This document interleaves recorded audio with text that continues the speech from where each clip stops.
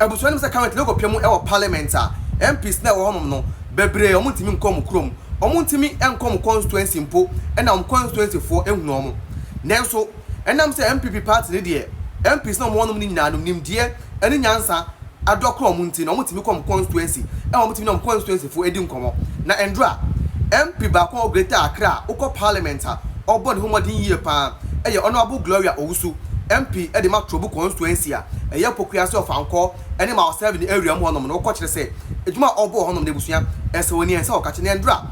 odi djuma die chenchire chembe hye so awato din se MPs Teachers Award de busua na ese woni na ense o ka kire uko piemu ho ndra teachers for ni aje a kire se omo kire a omo fi so mo teacher e wo constituency ne mu no bibi sansi ye wo dabi MP bin junior mo da se oba be ma omo award a kire se afrene mu nyina no ejumwaso ma bo mu various schools no nkola ma kire o ma de obobo mo abaso and do ade mani giye na eno na me ni meka le sen yo mo gi awodi be twetwe nkola mo kire se chale ade ma me na ya ma mo no aso mani a omo dwene ho omo ntia ase na ebi na wo hwe na award bi na wo hwe wa ase fefefe no na ye wie ye no ye ma me Gloria enso di nsem bi to dwa kire se ye go tie nsem we ma me Gloria de to dwa ne be ne wi a ya be kire adwen e wo ho Dr. Martin Opoku-Prempeh, our former Minister of Education, also our former Minister of Energy, our running mate for 2024 general election, the Municipal Chief Executive, the Director of Education, Nime, Name, our hard-working teachers, invited guests, ladies and gentlemen. Today, we are here to celebrate our teachers, your guide, our children. Teach them a good values and help them becoming better people in the future. Your work is very important and we thank you for all you do. To our award winners, we are proud of you. You have worked hard and today we honor you, and to all other teachers. We see your effort and we appreciate you as well.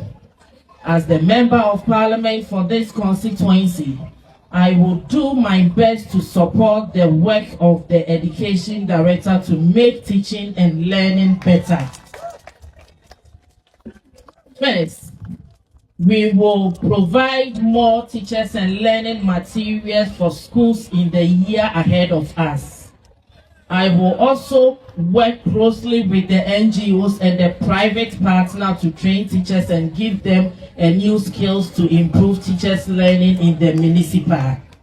Finally,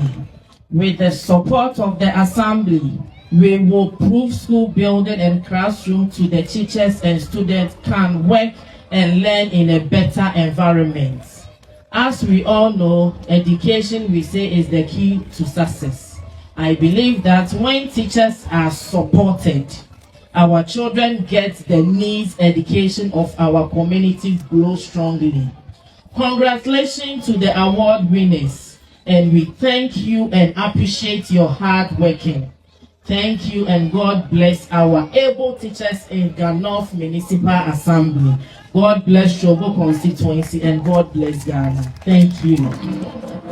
Next is Busuya. In some way, Mammy Gloria did to Dutch say, Yami Ayaduma, and Yafu Nkwan oye. Next year, Obesan Swedi Jumadia way bium.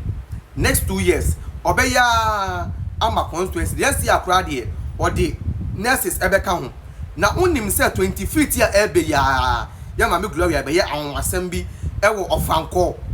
Yes. Ya Mammy Gloria be yo on assembly of Anko Shell filling station. And to your driver near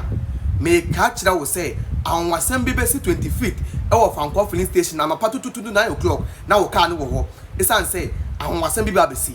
Yes, men can because a surprise. It men can assembly base in Chino. Nelson, no, we are driving media. May catch that will say Yamiya 25th. Copago can of Anko filling station. Self filling station on now. Over there, there's a self-filling station on Pago can so because our assembly base honum da very day. and wasem be besi wo that very day no but me nkan wasem na besi ne nkyerɛ a surprise eno ti se ba beduru ono mu a me ka kyerɛ wo but for now ne de wei na betimi aka kyerɛ wo eno ti ebusua e ma me glory e bɔ ne ho mode wo constituency ne ma kyerɛ sɛ obi abu se ne biya se ma me de oba ye no oye adwuma akwanya na asa nyina no start a omu egu so a kyerɛ nya asem keto a kyerɛ sɛ ma me glory e ba ye ne first year mu na kyerɛ sɛ wo yi a adwuma wo bɔ e wo ye trouble constituency no esawani ensa wo ka kyerɛ ende constituency for the any age papa amu chira mu sa aba na mutu ye no omuni age esan say this my round mu so mato abapa ayi MP papa ba ko a obo omu e wo omu constituency a omu wo mu no emu eti ebusua we ye nnema ekopie mu e wo do me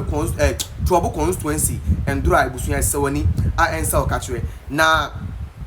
you see sankan person na etimi yes ade we bia ebe bua encourage ye nyanom teacherfo ye nyanom anesefo na omo nso le duma omo ye no omo mia omo ni aye koso nim say so many ni year at the end of the year no you betimi ama award bia ano nso no ebe so ama constituency a onana say be kro ye adwuma won hospital no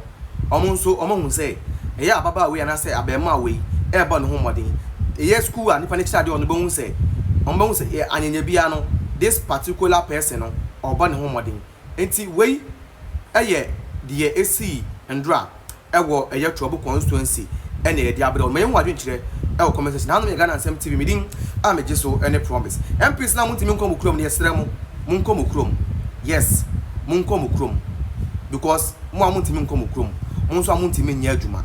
it's quite unfortunate but that's the honest truth muntimi nkom krom munso amuntimi nkom constituency kon ye adwuma na mudina parliament na Nsem kunu na mudi majority leader di baby majority leader edi baby ontimi nko ni krom ontimi enko ni krom and that's it that is it eti ebusuya it is still possible NDC MPs ni bi Ghana hanu mu a omoso ni mfaso ba ko say me say NDC MPs no omo Ghana hanu say ni bebre so ni mfaso ebusu kra do ontimi nko mu krom the money man so mu na parliament no all can say do you know me we know you yenimwo wafafo e wo m constituency a omo ma teachers award wo m constituency what a parliament that do you know me we know you who are you I know the majority leader so yen peda won so go to your constituency and also go and do the same thing afefo here and do honorable glory owusu the constituency or your teachers award Emma teachers for fridge emu chest tabletop chest freezer ni ade onim chest freezer go 12,000 Ghana cedis this is 120 million teacher ni o win here no ultimate price ano nya ye teachers when people get ma be 3-4 months mo pay mai what you say e mu nya tabletop fridge ebi price here 2,000 2,500 mami buka de onya fridge kentente no me ka check price 8,000 no 80 million ko constituency na ko ye bi mo mo me say me we oba ye no she obeka ya tam mo BC for na ba ko so and also o chenkla no school bag troubles trunk mattress oko constituency no ma obi agba na ba so Haruna Idrusu mo ene ma ya rega mo ye hu so fa so parliament o ma ya rega kra de wo ntimi nko okrom o so de pa aya ko okrom ene nya na kokoye we bi kona koye we bi na nya fe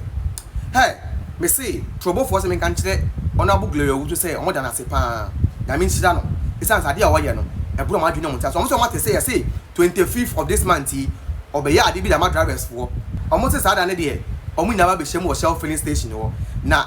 there is a big surprise eba e de ama drivers for mo trouble constituency e ma me gloria ebeya anwasem bi 25th of this month here Christmas day no odem we di Christmas no e wo Shell filling station wo na that day no do ka ne si wa e be bua ma full tank e wi anya de obonya ade e mo no ene wangwa ene obi bia kan ho ama nti driver ni a nyame ya do mu a 25th shia yen e wo Shell filling station e wo Franco overhead na se pe ye ma me gloria se o ka no ba obobu full tank amount uwi a no wa den wasan so ama obonya ade de account we na won pe ana we ompe ope yes and so ope dia and ye kai na shia 25th e wo Shell filling station e wo Franco na ebeye broom frete